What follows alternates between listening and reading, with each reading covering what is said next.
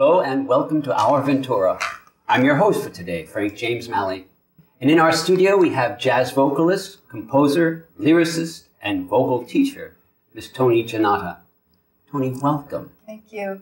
And Nigel Taylor is a guitarist we have a jazz duo we're working on, and so thankfully Nigel's come with me today. Nice to be here. Great. And a little while later we'll get a little sampling of your music. Yep. Yes? Yep. That'd be terrific. Thank you. Now, Toni, I understand that you have recently received the Ventura County Arts Council Award for Artist in Residence. Can you explain that? It was the Ventura County Arts Council, and I was given an Artist in the Community Partnership Award last year in 2010. And an Artist in the Community Partnership Award partners an artist using their form with a community partner to use their art form to solve a community problem. My community partner, I created a performance piece called Voices of the Homeless. And Voices of the Homeless put together people who've experienced homelessness with jazz improvisers.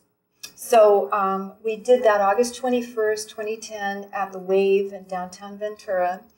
In fact, we videotaped it, so I have it on my YouTube channel, and it plays occasionally on CAPS.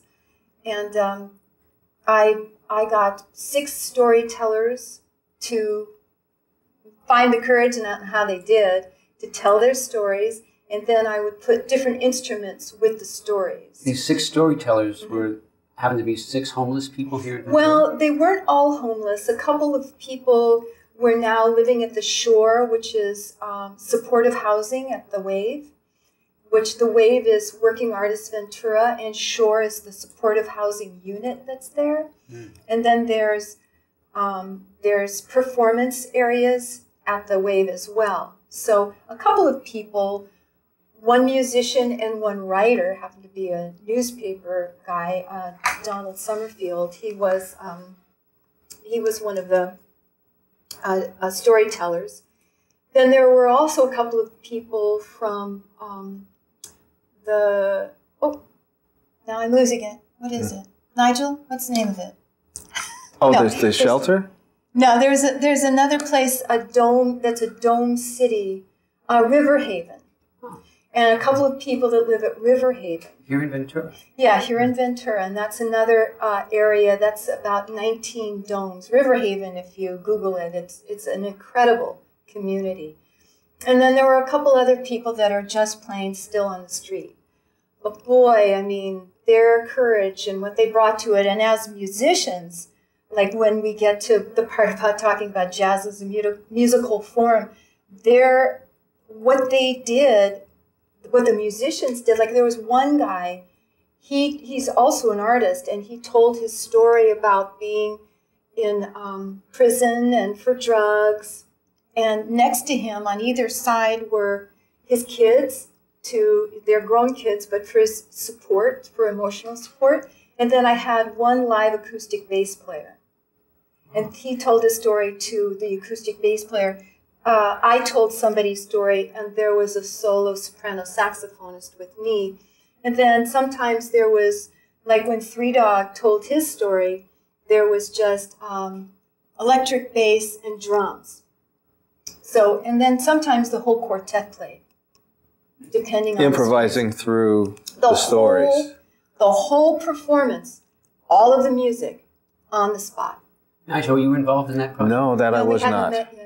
We talked about the term jazz. It's a very misunderstood term. You mentioned that it had its original source from the blues, and then expanded out. I know we've heard of New Orleans or Dixieland jazz. We've heard about big band jazz. We heard about bebop. There's fusion. There's acid jazz. There's new jazz, G-jazz. Jacuzzi jazz. Jacuzzi jazz. That's one I haven't heard of. That's the whitewashed version of anything jazz. Yeah? Yeah, I think so. Yeah.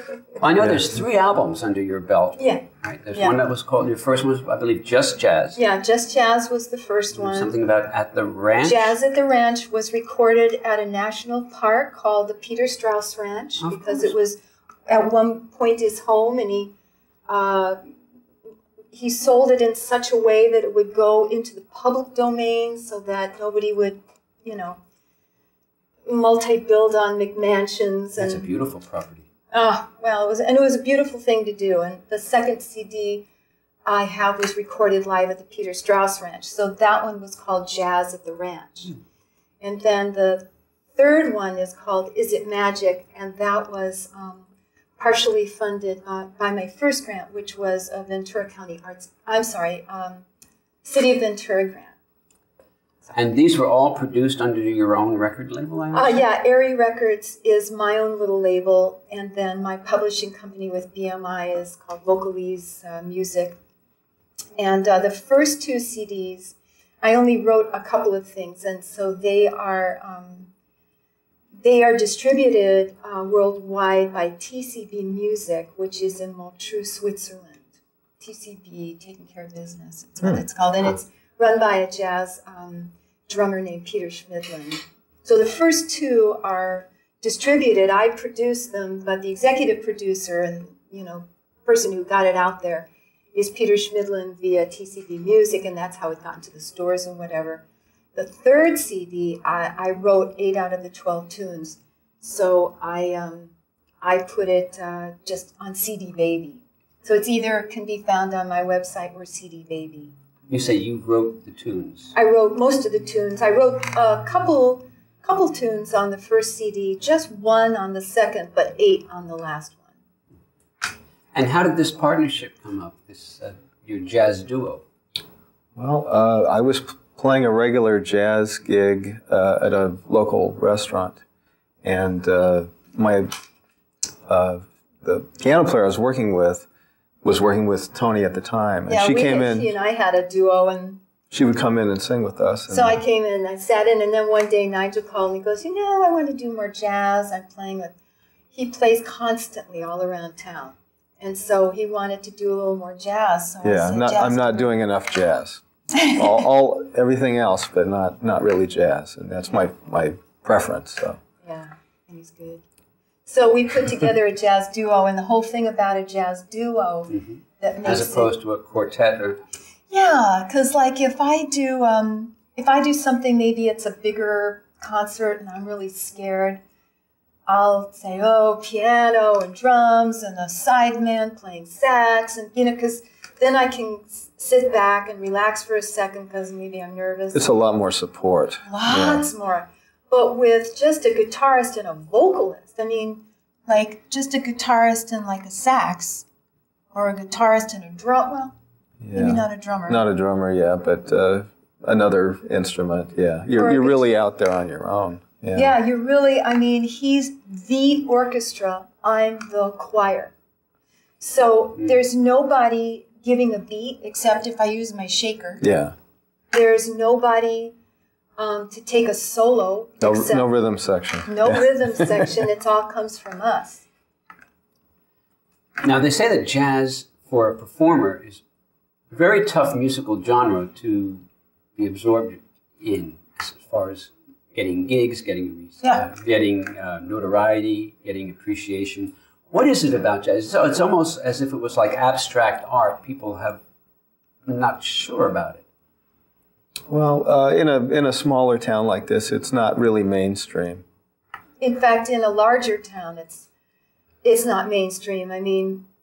If you just do jazz, the likelihood of you working is going to be a lot slimmer. Well, working constantly, yeah, that's true. Yeah, working constantly, yeah.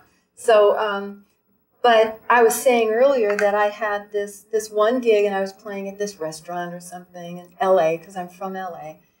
And I said, so when can I get another gig? And they said, I'm sorry, but the management thinks you're just a little too jazzy. Too jazzy? Yeah. Too out there, yeah. No, I wasn't out there. I'm so not out there. Do you have any idea what he meant by that? Because I don't do the whitewashed kind of. I mean, the tune I'll sing today is pretty straight. It's like pretty straight, pretty bossa nova-ish. It's nothing special, really. I mean, I love it. I wrote it, but it's not like the vocalese. Like we were talking about Thelonious Monk and how he's, went a little crazy, and how that's, the weird movements, the geometrical shapes and the movements. Pushing tonal centers. Yeah. Pushing tonal centers, like we were talking about the blue notes. Pushing tonal centers. You're talking to people who maybe not particularly like myself. Yeah, and that's... Well, most songs are basically in one tonal center. And when you say one tonal center, you mean it's the key is C and it's not too many chord changes? Yeah, and even if you change within the key, you're still relating to that key. So you're staying with it. Key. And some, like a jazz tune, it may start in a key, and then it'll have a chord structure that doesn't quite go with the key, but it gives such color and beauty.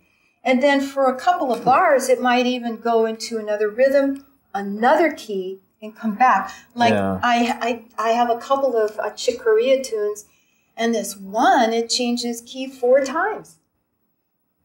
That's, not everybody plays that. Not everybody likes to play it. Not everybody wants to sing it. Yeah, it's an interesting sound. It has a tension to it. It does have a tension to it. And the payoff with jazz is tension and resolution. It ultimately resolves back to where it's supposed to go. That's really, really true, because the kind of music that's more palatable for people goes like this, but there's a lot of tension and resolution in jazz. But I will say, because I know I talk a lot before we run out of time, when people say, I don't listen to jazz because I don't understand it, I say, there's nothing to understand. You either like it or you don't. And you don't have to like it to be smart. Like I would look at an abstract painting and I'd say, but I don't get it. And the artist said, what's to get? You like it? I thought, you know what? You're right. Yeah. Well, how about we give the audience a little chance to decide for themselves? Thank you. What will it be you'll be singing? I'm going to sing something I wrote called Is It Magic? And that's the title tune from my latest CD. Terrific. Thank you.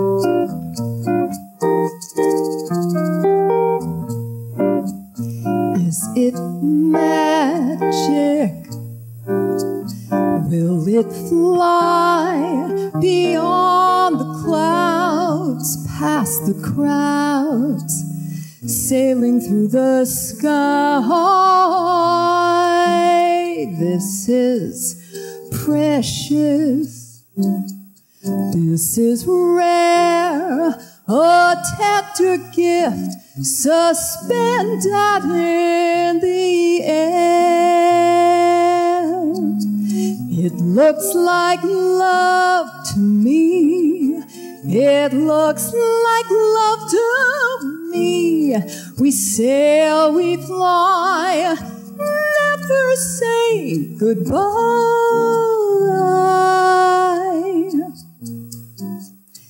Is it magic?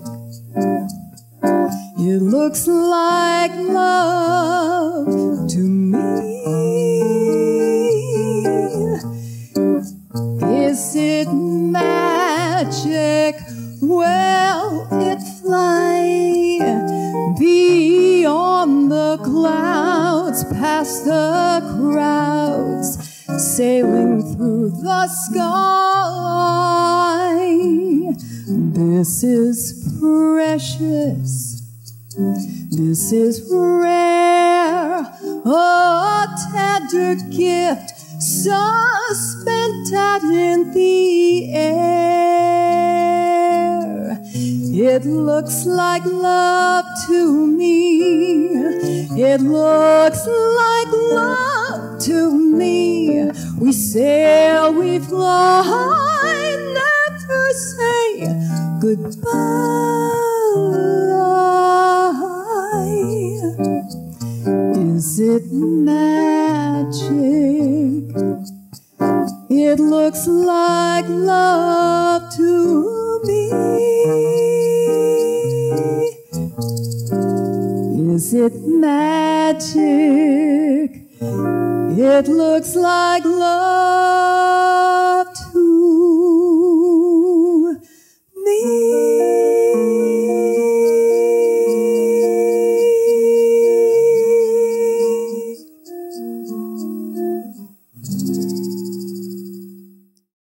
That was very nice. You both make a great duo. Thank you. Thank you. So, Toni, if the audience, our listening audience, would like to know more about Miss Toni Jannotta and her music, where do they go?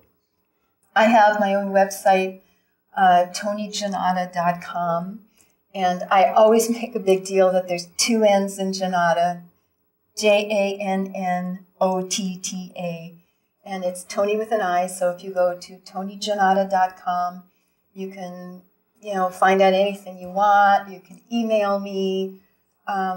I teach locally. I have my private philosophy about having everybody in the world singing. You don't have to sing for the Queen, but don't not sing if you want to, because it's kind of like we say with jazz.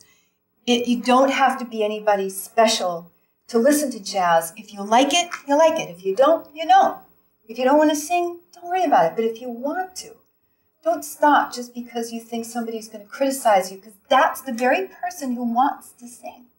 And they're afraid. And I think everybody sings. I do think we're born singing. We're born singing. We would not have jazz as a musical form if people didn't just sing up out of the fields on their own. That's a gift you give.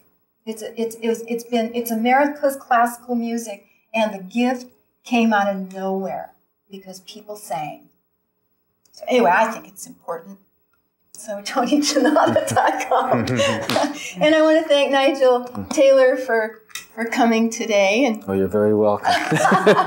Well, I want to thank both of you for joining us in our studio today. Thank you. Thank you. And thank you for joining us on Our Ventura. I'm your host, Frank James Malle.